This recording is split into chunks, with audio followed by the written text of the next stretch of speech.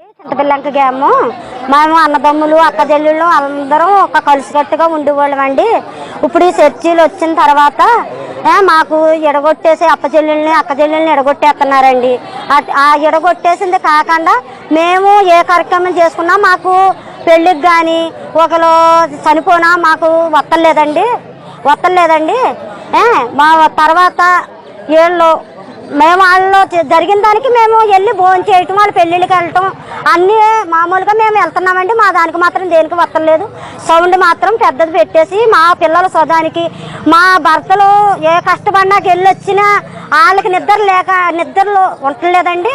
వాళ్ళకి మాత్రం ముసలోళ్ళకి గట సౌండ్ ఇబ్బంది వచ్చేస్తుందండి. మొత్తం మా ఊళ్ళో మాత్రం చర్చి అన్నది ఉండకూడదండి. మాకు చర్చి వల్లే మాకు ఈ ప్రాబ్లం అండి. చాలా ఇబ్బంది జరుగుతుందండి. మాకు మాత్రం చర్చిలు మాత్రం ఉండొద్దండి.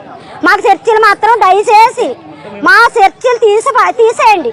మా అప్ప చెల్లెళ్ళు ఎడగొట్టేస్తున్నారండి. ఈ రోజుని నా ఇంటికి ఎవరైనా చనిపోయిన వాళ్ళు ఉంటే నా అప్ప చెల్లెళ్ళు చేరతలేదండి. ఆ శవం కాడికి నా శవాన్ని ఎలా తీసుకెళ్ళాలి? ఒక్క నలుగురు వస్తేనే కదా శవాన్ని తీసుకెళ్తాం. నలుగురు రానప్పుడు ఆ శవాన్ని ఎలా తీసుకెళ్తామండి?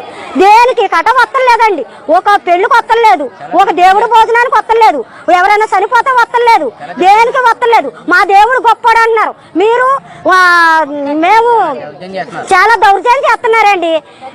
మా చర్చిలు మాత్రం తీసేయాలండి. దయచేసి చర్చిలు మాత్రం మా ఊళ్ళో మా గ్రామంలో మాత్రం ఉన్నాకి వీల్లేదు. మా అన్నదమ్ములు మా అప్ప చెల్లెల్ని ఎడగొట్టేస్తున్నారండి అందరూ.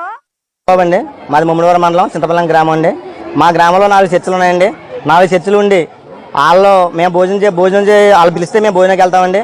వాళ్ళు చనిపోతే మేము వాళ్ళకి శ్మశాన వాడి దగ్గర మేము తీసుకెళ్తామండి. వాళ్ళకి ఏ కథకాలు ఏది వచ్చినా వాళ్ళకి అందుబాటులో మేము ఉంటామండి. మాకు ఏదైనా భోజనాలు పెట్టుకుంటున్నాం, మాకు ఫంక్షన్ జరుగుతుందని చెప్పంటే వాళ్ళు రారండి. ఎవరైనా చనిపోయినా సరే మేము రామని చెప్తారండి. అది దీని మీద మా గ్రామస్తులందరూ కులగొట్టుబడి ప్రకారం మా గ్రామంలో తీసుకొచ్చి అలా కాదు మనందరం మీరు భోజనాలు పిలితే మేము వస్తున్నాం, మాకు కూడా మీరు రండి, దీన్ని ఎలా కంటిన్యూ చేసుకుందామని చెప్పంటే వాళ్ళు మా మాటకి వినలేదండి. మీ భోజనం మేము చెయ్యం, మేము ఎలా ఉంటామని చెప్పి వెళ్ళిపోయారండి. వెళ్ళిపోతే అప్పుడు పరిస్థితుల ప్రభావం వల్ల మేము దాన్ని వదిలేసామండి. ఈ రోజుని 4 చర్చిల వైపు 5వ చర్చి మొదలెట్టారండి. ప్రభావం ఇంకా విస్తరించేస్తుంది అని చెప్పి మేము ఆలోచించామండి. ఆలోచిస్తే వీళ్ళు ఈ చర్చలు పెట్టి పోలీసుల వల్ల మా పిల్లలు చదువులు పోతున్నాయండి. మెయిన్ ఇంపార్టెంట్గా పిల్లలు చదువుకుంటే చదువులకు చాలా ఇబ్బంది కలుగుతుందండి. వీళ్ళ సౌండ్లు పెట్టేసి పొద్దున్న నుంచి మధ్యాహ్నం వరకు పొద్దున్న 9 గంటల నుంచి 2 గంటల వరకు ఒకళ్ళు చేస్తారండి. సాయంత్రం 6 గంటల నుంచి 11 గంటల వరకు ఒకళ్ళు చేస్తారు. ఈ మధ్యలో చాలా ఇబ్బంది అవుతుందండి. ఎవరికైనా అనారోగ్యంగా ఉంటే హాస్పిటల్ తీసుకెళ్ళి ఇంటికి తీసుకొస్తున్నామండి. వాళ్ళని ఇంట్లో పెట్టుకుంటే వీళ్ళ సౌండ్ పొల్యూషన్ వల్ల వాళ్ళు ఎక్కడ ఇబ్బంది అయిపోతారని చెప్పి మాకు భయం వేస్తుందండి. ముఖ్యంగా మీకు తెలియజేసుకుంది ఏంటంటే మా మత్స్యకార గ్రామంలో మా మత్స్యకారులు అందరం కూడా తెల్లవారుజామున లేచి వేటకి వెళ్ళాలండి. వేటకెళ్ళి సాయంత్రం 5 గంటలకు వస్తామండి.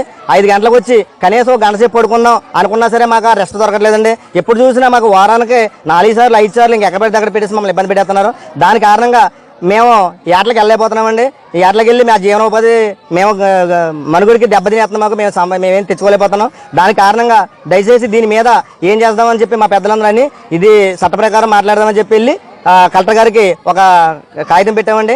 ఆ కాగితం ప్రకారంగా ఈరోజు మా గ్రామం విఆర్ఓ గారు నెక్స్ట్ పోలీసు శాఖ వారు మా ఊరు వచ్చారండి. మా ఊరు వచ్చి మేము సామరస్యంగా కూర్చుండి ఆయన వాళ్ళకున్న సమాధానం చెప్పామండి.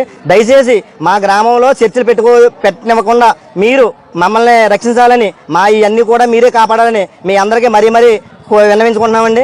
దీనికి ఇబ్బందులు ఉన్నాయి. మా ఇబ్బందులు దయచేసి మీ పెద్ద మనసుతో ఆలోచించి ఆ ఆలోచన విధానంగా మేము చెప్పేది మీరు ఆలోచించి ఆ చర్చలు తీయించి మాకు న్యాయం చేయవలసిందిగా మిమ్మల్ని, మీడియా వాళ్ళని, కలెక్టర్ గారిని అందరినీ కూడా